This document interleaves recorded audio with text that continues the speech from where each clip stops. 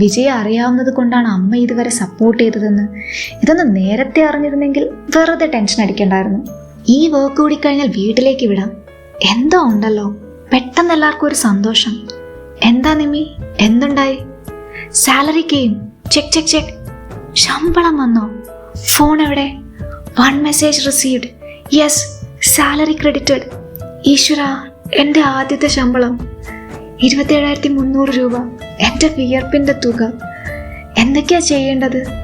അമ്മയ്ക്ക് എന്തെങ്കിലും വാങ്ങണം, പിന്നെ വിജയ്ക്ക് ട്രീറ്റും കൊടുക്കണം. ശമ്പളം കിട്ടിയ സന്തോഷത്തിൽ ഓരോരുത്തരായി നേരത്തെ തന്നെ ഓഫീസ് ഒഴിഞ്ഞു. ഞാൻ ഫോൺ എടുത്ത് വിജയെ ഡയൽ ചെയ്തു. പറയടോ.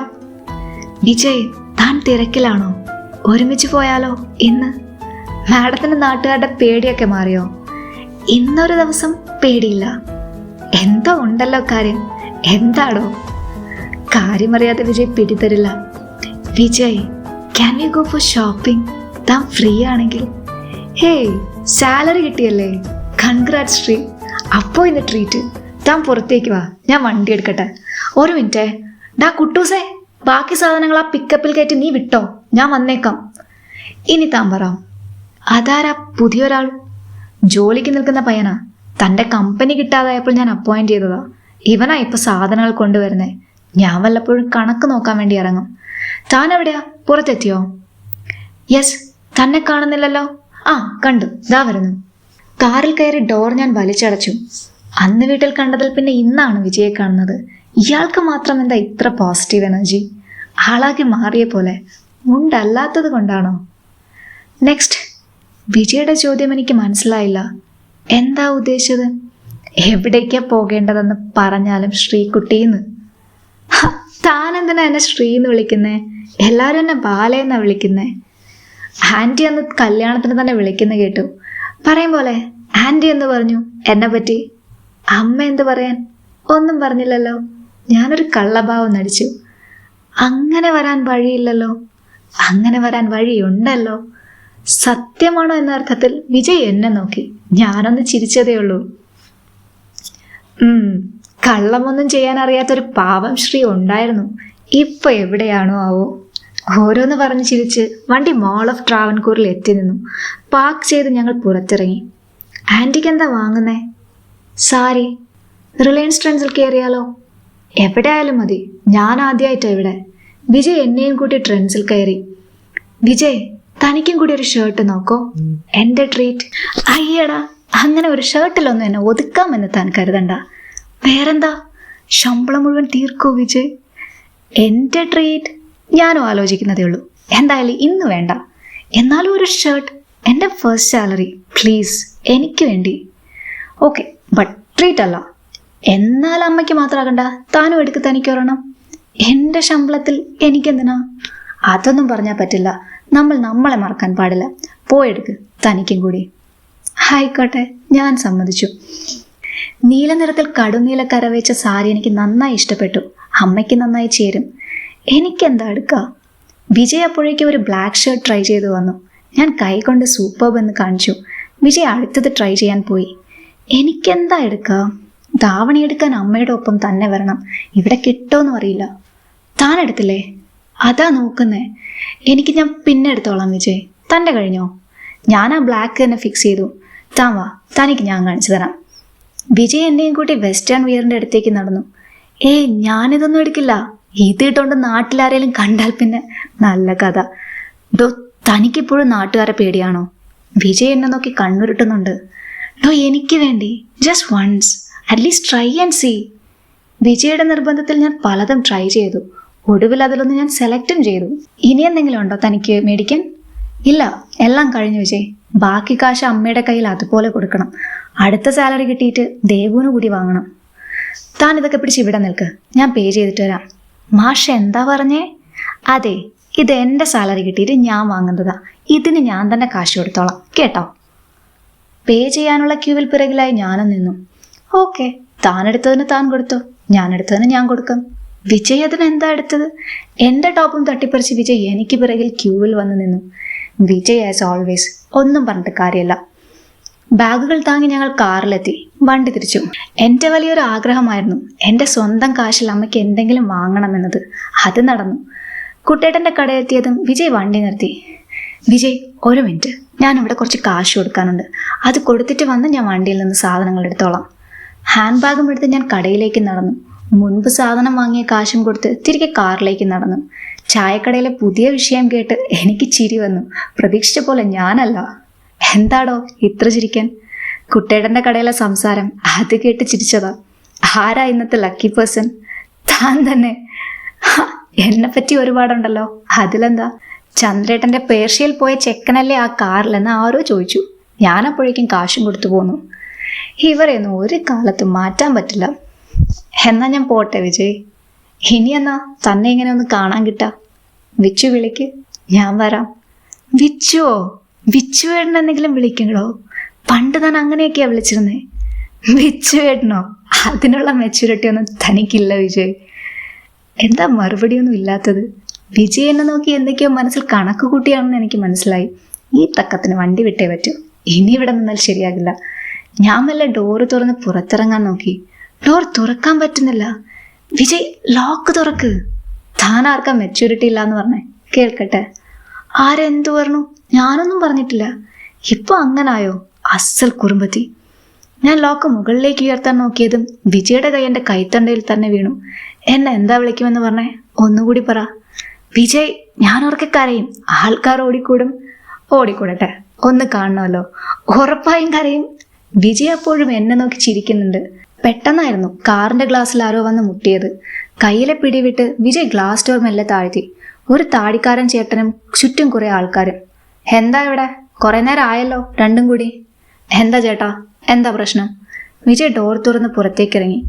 ഈശ്വര, പ്രശ്നമാകുമോ? വിൻഡോയിലൂടെ വിജയ് എന്നെ നോക്കി. ശ്രീ, താൻ അവിടെ തന്നെ ഇരിക്കെ. I will manage this. ഞാൻ എന്താ ചെയ്യണ്ടേ? ആൾക്കാരൊക്കെ കൂടുന്നുണ്ട്. എൻ്റെ കൈ വിറയ്ക്കുന്നുമുണ്ട്. കൂട്ടത്തിൽ മുന്നിട്ട് നിന്നൊരാളെ ഞാൻ കണ്ടു. പൊക്കം കുറഞ്ഞിട്ട് കഷണ്ടിയുള്ള ഒരാൾ. എൻ്റെ വല്യച്ഛൻ. രണ്ടും കൂടി അഴിഞ്ഞാട്ടം തുടങ്ങിയിട്ട് കുറെ നാളായി. എപ്പോഴും നോക്കിക്കൊണ്ട് നിൽക്കാൻ പറ്റില്ലല്ലോ ഞങ്ങൾക്ക്. തമ്പുരാട്ടി ഇറങ്ങിയട്ടെ പുറത്തേക്ക്. ഈശ്വര, ഹൃദയം പെരുമ്പറ കൊട്ടുന്നത് ഉച്ചവരെയും കേൾക്കാം. എൻ്റെ കണ്ണുകളും കൂമ്പിയടഞ്ഞ് മുത്തുകൾ പൊഴിക്കാൻ തയ്യാറെടുത്തു. പുറത്തിറങ്ങണോ? വിജയ് വേണ്ടാന്ന് തലയാട്ടി. എന്താ ചേട്ടാ, എന്താ കാര്യം? അവന് കാര്യം മനസ്സിലായില്ലാന്ന്. ഏത്? ഈ കൂടി നിൽക്കുന്ന നമ്മളൊക്കെ മണ്ടന്മാരാണെന്ന്. താടിക്കാരൻ വിജയോട് കയർക്കുന്നുണ്ട്. നിങ്ങൾക്ക് എന്താ വേണ്ടത്? ഉടനെ വല്യച്ഛൻ കാർ ചുറ്റി ഞാനിരുന്ന ഡോറിനടുത്തെത്തി. എന്തിനുള്ള പുറപ്പാടാണോ? പറഞ്ഞു വെച്ചെന്ന പോലെ താടിക്കാരൻ്റെ കണ്ണ് എന്നിലേക്ക് പതിഞ്ഞു. കെട്ടിലമ്മ ഇറങ്ങിയില്ലേ പുറത്ത്? കണ്ണുകൾ ഞാൻ അമർത്തിയടച്ചു. കരയരുത്. വല്യച്ഛൻ എൻ്റെ ഡോർ തുറക്കാൻ ശ്രമിച്ചു. ലോക്കുള്ളത് കൊണ്ട് തുറക്കാനാകുന്നില്ല. ഛീ, ഇറങ്ങടി പുറത്തേക്ക്. താടിക്കാരൻ്റെ ഒച്ച ഇടിമുഴക്കം പോലെ വീണു. വിജയുടെ കണ്ണുകൾ എന്നിൽ തന്നെയുണ്ട്. ഇറങ്ങണോ? വേണ്ട എന്നർത്ഥത്തിൽ വിജയ് ഒന്നുകൂടി തല ചലിപ്പിച്ചു. കൂടി നിന്നവർ കാറിനുള്ളിലെ നികൃഷ്ട ജീവിയെ നോക്കി രസിക്കുന്നുണ്ട്. ടപ്പേ! പെട്ടെന്നായിരുന്നു താടിക്കാരൻ വിജയുടെ കോളറിൽ കയറി പിടിച്ചതും ഞൊടിയിടയിൽ വിജയ് അയാളുടെ മുഖത്ത് ആഞ്ഞു പൊട്ടിച്ചതും. അടിക്കടാ ഇവനെ, അവളെയും വലിച്ചു പുറത്തിട്. അടികൊണ്ട് പിന്നോട്ടേക്ക് തെറിച്ചു മാറിയ താടിക്കാരന്റെ കാറിൽ അത് കേട്ട് മുന്നോട്ട് വന്നവർ വീണ്ടും ഒരു അംഗത്തിന് തയ്യാറെന്ന ഭാവയിൽ നിൽക്കുന്ന വിജയുടെ കൈകളെ തടുക്കാൻ ശ്രമിക്കുന്നുണ്ട്. ഇവർ എന്തൊക്കെയാ കാണിക്കുന്നേ? വിജയ് എനിക്ക് വേണ്ടി ഒറ്റയ്ക്ക്. എൻ്റെ കണ്ണുകൾ നിറഞ്ഞ് ഒഴുകാൻ തുടങ്ങി. പുറത്തിറങ്ങിയേ പറ്റൂ. വിജയ് അപ്പോഴും എന്നെ നോക്കി അരുതെന്ന് കാണിക്കുന്നുണ്ട്. ഞാൻ എങ്ങനെയാ ഇതൊക്കെ നോക്കി നിൽക്കുക വിജയ്? ലോക്കെടുത്ത് ഞാൻ പുറത്തിറങ്ങി. അപ്പോഴേക്കും കാണികളുടെ ബന്ധനം ഭേദിച്ച് വിജയ് എൻ്റെ അടുക്കൽ ഓടിയെത്തിയിരുന്നു. ശ്രീ, താൻ എന്തിനാ? എനിക്ക് കഴിയുന്നില്ല വിജയ്. നിറഞ്ഞ മിഴികൾ സംസാരിക്കാൻ മറന്നില്ല. കുടുംബത്തിലൊന്ന് പിഴച്ചെന്ന് കരുതി ബാക്കിയുള്ളവർക്കും പുറത്തിറങ്ങി നടക്കണ്ടേ? ഛേ, വല്യച്ഛൻ ഇങ്ങനെയൊക്കെ. അപ്പോൾ പരമേട്ടാ, എങ്ങനെയാ കാര്യങ്ങൾ? ഇത് നമ്മുടെ നാട്ടിൽ വെച്ച് പൊറപ്പിക്കാൻ പറ്റില്ല. താടിക്കാരൻ എന്തൊക്കെയോ തീരുമാനമെടുക്കുന്നുണ്ട്. നിങ്ങൾക്കൊന്നും നാട്ടിൽ വേറെ ഒരു പണിയുമില്ലേ? ഒരു കാറിൽ ഒരുമിച്ചിരുന്നാൽ അനാശാസ്യമാണോ? വിജയുടെ വാദം ആരും ചെവിക്കൊണ്ടില്ല. വല്യച്ഛൻ എന്തോ പറയാൻ മുന്നോട്ടാഞ്ഞതും വിജയ് എൻ്റെയും വല്യച്ഛൻ്റെയും ഇടയിൽ സ്ഥാനം പിടിച്ചു. അമ്മയും മോളും പണ്ടേ പിഴയാ, എല്ലാവർക്കും അറിയാവുന്നതാണല്ലോ. ഇങ്ങനെയാണെങ്കിൽ കാര്യങ്ങൾ മുന്നോട്ട് പോകില്ല. കുട്ടി നിങ്ങളുടെ വീട്ടിലെയാണ്. അപ്പൊ തീരുമാനം എടുക്കേണ്ടത് നിങ്ങളാണ്. ഈ രീതിക്ക് എന്തായാലും കൊണ്ടുപോകാൻ പറ്റില്ല. കാര്യം ശരി തന്നെ. എൻ്റെ മോന് വേണ്ടി പറഞ്ഞു വെച്ചതാ ഈ അശ്രീകരത്തെ. പക്ഷെ പിഴച്ചുപോയാൽ പോയില്ലേ? വല്യച്ഛൻ്റെ വാക്കുകൾ എൻ്റെ കണ്ണിലെ അണ പൊട്ടിച്ചു. എൻ്റെ മോൻ ഗോകുൽ തയ്യാറാണോന്ന് അറിയണം, അല്ലാതെ വേറെ വഴിയില്ലല്ലോ. അങ്ങനെ പറഞ്ഞാൽ എങ്ങനാ? നിങ്ങളുടെ മോനല്ലല്ലോ, ഈ കൊച്ചൻ്റെ കൂടെയല്ലേ ഇവൾ അഴിഞ്ഞാടി നടന്നത്. അതിന് നിങ്ങളുടെ ചെക്കനെ ബലിയാക്കുന്നത് എന്തിനാ? ഇവൻ തന്നെ കെട്ടട്ടെ ഇവളെ. കൂട്ടത്തിൽ ആരോ പറഞ്ഞു. എന്ന് പറഞ്ഞാൽ ഞങ്ങൾക്ക് ജാതിയൊന്നും നോക്കണ്ടേ? കൂട്ടം തനിക്ക് നേർക്ക് തിരിഞ്ഞെന്ന് വല്യച്ഛന് മനസ്സിലായി. എന്ത് തീരുമാനമായാലും അത് തറവാട്ടിൽ ചെന്നിട്ടാകാം, നടത്തിക്ക് രണ്ടിനെയും. തറവാട്ടിൽ വെച്ചാകുമ്പോൾ വല്യച്ഛന്റെ തീരുമാനം തന്നെ വിജയിക്കും. ആരെതിർക്കാനാ? വല്യച്ഛന്റെ ചൊൽപ്പടിക്ക് ഞങ്ങൾ തറവാട് വീട്ടിലേക്ക് ആനയിക്കപ്പെട്ടു. അങ്ങനെ ഇന്നത്തോടെ എൻ്റെ വിധിയും എഴുതപ്പെടും. ഒന്നും മിണ്ടാനാകാതെ, മുഖമുയർത്തി അന്യോന്യം നോക്കാനാകാതെ ഞാനും വിജയും ഒപ്പത്തിനൊപ്പം നടന്നു. ആരെങ്കിലും പറഞ്ഞറിയിച്ചിട്ടുണ്ടാകും. വേണ്ടപ്പെട്ടവരൊക്കെ തറവാട്ടിൽ ഒത്തുകൂടിയിട്ടുണ്ട്. അമ്മ, വല്യമ്മ, ഗോകുൽ, അമ്മാവന്മാർ, പിന്നെ നിർമ്മല ആൻറ്റിയും അങ്കിളും. വാർത്തയപ്പോൾ കാട്ടുതീ പോലെ പടർന്നിട്ടുണ്ട്. ദേണ്ട നിൽക്കുന്നു അമ്മ, അതുപോലല്ലേ സന്തതിയും. വല്യമ്മ തന്നെ വിചാരണയ്ക്ക് തുടക്കമിട്ടു. ഉമയുടെ അഹങ്കാരത്തിന് കിട്ടിയ തിരിച്ചടിയായത്. കൊച്ചച്ഛനും പങ്കുചേർന്നു. അന്ന് ഞങ്ങൾ ഗോകുലിന് വേണ്ടി ആലോചിക്കാൻ വന്നപ്പോൾ എന്തായിരുന്നു കസർത്ത്? ഇപ്പൊ കണ്ടോ, ഇവളെ കെട്ടാൻ എൻ്റെ മോൻ്റെ കാല് പിടിക്കേണ്ട ഗതി വന്നില്ലേ? എൻ്റെ ഇടതുവശത്തായി വിജയ് നിൽപ്പുണ്ട്, ഒരു കേൾവിക്കാരനായി. വിജയുടെ മൗനം എൻ്റെ ഹൃദയത്തെ ആഴത്തിൽ കൊത്തി നുറുക്കുന്ന പോലെ. ഞങ്ങൾ തമ്മിൽ എന്തായിരുന്നു? ഇഷ്ടമായിരുന്നോ? അറിയില്ല. അയാളുടെ സാമീപ്യം ഞാൻ ഇഷ്ടപ്പെട്ടിരുന്നു. അതിൽ കൂടുതൽ അറിയില്ല. വിജയ്ക്കോ? അതും അറിയില്ല. എന്നെപ്പറ്റിയും എൻ്റെ മോളെ പറ്റിയും നിങ്ങൾ എന്ത് വേണമെങ്കിലും പറഞ്ഞോ, പക്ഷെ അവളെ ഗോകുലിന് കൊടുക്കാൻ ഞാൻ സമ്മതിക്കില്ല. പാവ അമ്മ വിങ്ങിപ്പൊട്ടുകയാണ്. എല്ലാം ഞാൻ കാരണം. വാതിലുച്ചത്തിൽ തുറന്നടിച്ച് ആരോ പുറത്തേക്ക് വന്നു. അമ്മയുടെ മൂത്ത ആങ്ങള ശിവപ്പ. നിന്റെ സമ്മതയുടെ ആർക്കും ആവശ്യമില്ല. എന്ത് വില കൊടുത്തിട്ടായാലും ഈ കുടുംബത്തിനുണ്ടായ ചീത്തപ്പേര് അത് തീർത്തേ പറ്റൂ. അതിനി ഗോകുൽ ഇവളെ സംബന്ധം ചെയ്തിട്ടാണെങ്കിൽ അങ്ങനെ. അമ്മയൊന്ന് പരുങ്ങുന്നുണ്ടോ? പിഴച്ചതിനൊക്കെ വേറെ ആര് കെട്ടാനാ? കെട്ടാച്ചരക്കായി നിൽക്കുകയുള്ളൂ. സാമർഥ്യം ഉണ്ടല്ലോ. അമ്മയ്ക്കും മോൾക്കും ഇതൊരു തൊഴിലായി സ്വീകരിക്കാം. അതൊക്കെ ഈ പടിക്ക് പുറത്ത്. മാനക്കേട് മാറ്റാൻ ഗോകുൽ അവളെ കെട്ടാൻ തയ്യാറാണെങ്കിൽ അത് തന്നെ നടക്കട്ടെ. അതാണ് തീർപ്പ്. എല്ലാം കഴിഞ്ഞു. ഇപ്പോൾ മനസ്സിലാകുന്നുണ്ട് എൻ്റെ അമ്മയുടെ ജീവിതം ഇവരെങ്ങനെയാ നശിപ്പിച്ചതെന്ന്. ഒടുവിൽ ഞാനും ആ വഴിക്ക്. ഇല്ല, എനിക്ക് കഴിയില്ല. ഇല്ല, ഞാൻ ജീവനോടെ ഇരിക്കുമ്പോൾ അത് നടക്കില്ല. എൻ്റെ കുഞ്ഞിന് അവനൊരു സഹോദരനാണ്. ഈ ബന്ധത്തിന് ഞാൻ കൂട്ടു നിൽക്കില്ല. പറയുമ്പോൾ എൻ്റെ അമ്മയുടെ ചുണ്ടുകൾ വിറയ്ക്കുന്നുണ്ട്. എൻ്റെ വിവാഹം തീരുമാനിക്കേണ്ടത് ഞാനാണ്. ഞാനിതിന് സമ്മതിക്കില്ല. തുറച്ചു നിന്ന എല്ലാ കണ്ണുകളും തീക്കനൽ പടർത്തിക്കൊണ്ട് എന്നിലേക്ക് തിരിഞ്ഞു. ഒരു പെണ്ണ് തുറന്നടിക്കുന്നത് അംഗീകരിക്കാനാകാത്ത നോട്ടം. നിർത്തടി നിന്റെ അധിക പ്രസംഗം. ഇനി മിണ്ടിയാൽ ആ നാവരിയും ഞാൻ. ശിവപ്പയുടെ വാക്കുകൾ എന്നെ മരവിപ്പിച്ച പോലെ. പതിയൊരു കൈവിരൽ സ്പർശം ഞാൻ അറിഞ്ഞു. വിജയ്. മെല്ലെ മുറുകിയ ആ പിടിയിൽ എൻ്റെ ഉള്ളം കൈ പൊള്ളുന്ന പോലെ. എൻ്റെ മിഴുനീർ മുത്തുകൾ ശക്തിയാർജിച്ചു. ഇനി ഇതുകൂടി അവർ കണ്ടാൽ. കൈമെല്ലെ ഞാൻ ഉള്ളിലേക്ക് വലിച്ചു. പക്ഷെ ആ പിടി മുറുകുന്നതല്ലാതെ എന്നെ പോകാൻ അനുവദിച്ചില്ല.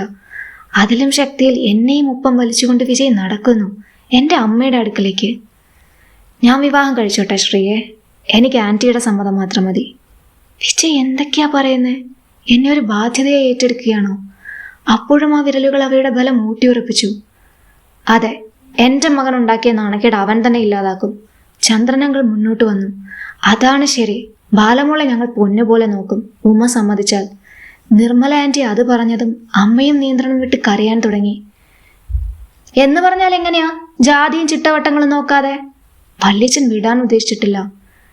നിങ്ങളുടെ മകന്റെ കാര്യത്തിൽ നിങ്ങൾ നോക്കിക്കോളൂ. പാഴ്പോയ ജാതിയും ദ്രവിച്ച ചിട്ടവട്ടങ്ങളും. എനിക്കെന്റെ കുഞ്ഞിന്റെ ജീവിതമാ വലുത്. വല്യേട്ടാ, എന്നെപ്പോലെ അവളെയും നരകിപ്പിക്കല്ലേ. നിർമ്മല ആൻറ്റിയെ കെട്ടിപ്പിടിച്ച് കരയുകയാണ് പാവം. ശിവപ്പ മൗനം വെടിഞ്ഞു. എന്നാൽ അത് തന്നെ നടക്കട്ടെ. ഇന്നേക്ക് 10-ാം നാൾ വേളി. എല്ലാവർക്കും പിരിഞ്ഞു പോകാം. ശിവപ്പയുടെ തീരുമാനത്തിൽ വല്യമ്മയും വല്യച്ഛനും ഒഴികെ മറ്റുള്ളവർ ശാന്തി അടഞ്ഞു. വിജയുടെ കൈ എന്നിൽ തന്നെ മുറുകി നിൽക്കുന്നുണ്ട്. ഇതിൻ്റെയൊക്കെ ആവശ്യമുണ്ടായിരുന്നു വിജയ്.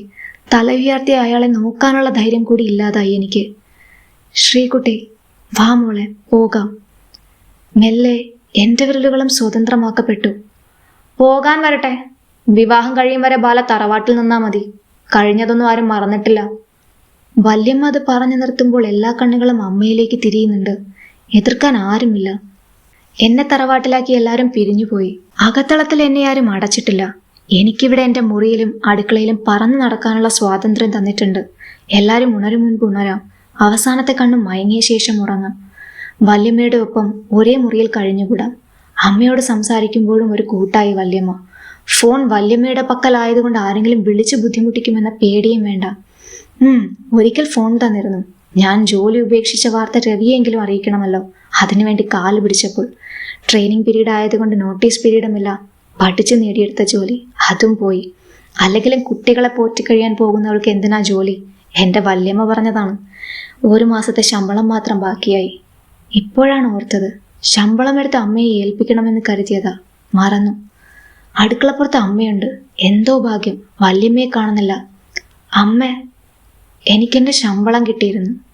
ആ സന്തോഷത്തിൽ ഞങ്ങൾ ഷോപ്പിംഗ് കഴിഞ്ഞ് വരുമ്പോഴാ അന്ന്. ബാക്കി കാശ് അതുപോലെ അമ്മയെ ഏൽപ്പിക്കണം എന്ന് നിരീക്ഷതാ. ഇനിയിപ്പോൾ കാശായിട്ട് എടുക്കാൻ പറ്റില്ലല്ലോ. ഈ ATM കാർഡ് അമ്മ വെച്ചോളൂ. കാർഡ് ഞാൻ അമ്മയ്ക്ക് മുന്നിൽ നീട്ടി. വിവാഹത്തിന് മുൻപ് അമ്മയ്ക്ക് കൊടുക്കാൻ ഇപ്പോൾ ഇത് മാത്രമേ ഉള്ളൂ. ശ്രീകുട്ടി, മോളെ എല്ലാവരും കൂടി സങ്കടപ്പെടുത്തുന്നുണ്ടെന്ന് അമ്മയ്ക്കറിയാം. എൻ്റെ മോള് വിഷമിക്കണ്ട, ഇതൊക്കെ മാറും. പിന്നെ ഈ കാർഡ് അതാരും കാണാതെ എൻ്റെ കുട്ടി എന്നെ കയ്യിൽ വെച്ചോളൂ. അമ്മ, കല്യാണ ചെലവിന് അതൊക്കെ അമ്മ നോക്കിക്കോളാം. എന്താ അവിടെ അമ്മയും മോളും കൂടി? വല്യമ്മ, ഞങ്ങൾ സംസാരിച്ചത് കേട്ടിട്ടില്ല. കേട്ടെങ്കിൽ കാർഡ് പിടിച്ച് വാങ്ങിയേനെ. ചെവി കിഴുകാനും മറന്നിട്ടുണ്ടാവില്ല. 3 നാൾ കൂടി കഴിഞ്ഞാൽ എൻ്റെ വിവാഹം. ഞാൻ ആഗ്രഹിച്ചതാണോ ഇത്? വിവാഹമോ? എനിക്കതിലൊന്നും നോ ഇൻട്രസ്റ്റ് എന്ന് പറഞ്ഞ വിജയ് എൻ്റെ വരനാകാൻ പോകുന്നു. അവളെവിടെ? നിങ്ങളൊക്കെ കൂടി കൊന്നോ ആ പാവത്തെ? താൻ എന്തൊക്കെ പറഞ്ഞാലും അവളെ കാണാതെ ഞാൻ പോകില്ല. തന്നോടല്ലേ മുമ്പിൽ നിന്ന് മാറാൻ പറഞ്ഞത്? പ്രായം കൂടിപ്പോയി. തനിക്ക് തരാനുള്ളതാ അന്ന് അവനിട്ട് കൊടുത്തത്. ഇനിയും തടയാൻ നിന്നാൽ പ്രായമൊക്കെ ഞാൻ മറക്കും. ഇതാരാ പുറത്ത് ഒച്ചപ്പാടുണ്ടാക്കുന്നേ? ശ്രീ, പുറത്തു വാ. എന്നെ ശ്രീ എന്ന് വിളിക്കുന്ന 2 പേരേ ഉള്ളൂ ഈ ഭൂമിയിൽ. അതിലൊരു ജന്മം എൻ്റെ ഒപ്പം ഇവിടെ അടുപ്പിൻ ചുവട്ടിലാണ്. അപ്പോ വന്നിരിക്കുന്നത് സത്യമാണോ? ഞാൻ വിചാരിച്ചതിനേക്കാൾ വേഗത്തിൽ എൻ്റെ കാലുകൾ ഓടിയെത്തിയിരുന്നു.